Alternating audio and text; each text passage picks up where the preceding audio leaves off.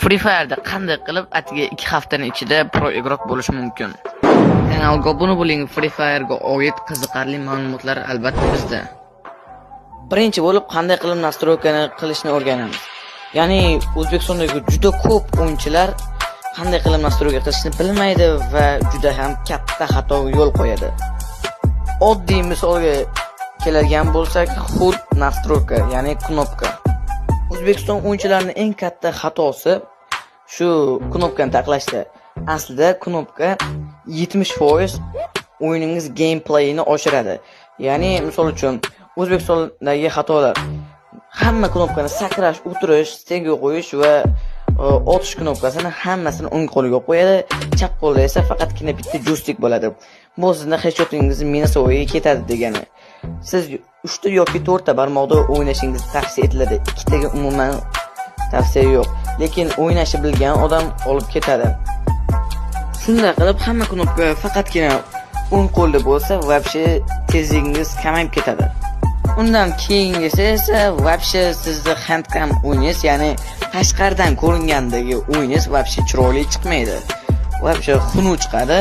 Men sizlarga hozir qanday qilib nastroyka qilishni o'rgataman. Bitta xud nastroyka emas, boshqalarni ham o'rgatib o'taman. Videoni oxirigacha ko'ring. Xullas, men sizlarga tayyorlab qo'ygan nastroykam juda ham tez moslashib keta olasizlar. Ya'ni mening nastroykam emas, bu Drax 5S niki. Xuddi shunaqa nastroykada o'ynaydi va gameplay o'yini juda ham chiroyli chiqadi.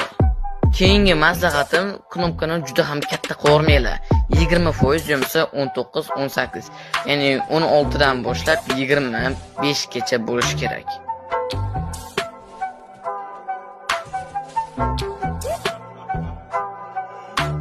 Keyingisi esa bu chustvoyительность. Chustvoyительность qilishdan oldin faqatgina bitta narsani bilib olishingiz kerak. UMP uchun отдельный настройка bor. Dravash uchun va Deagle uchun ham отдельный настройка bor. Ba'zida UMP bilan Deagle tushib qoladi, lekin bilib olinglar, umuman отдельный ikkita boshqa настройка qilinadi.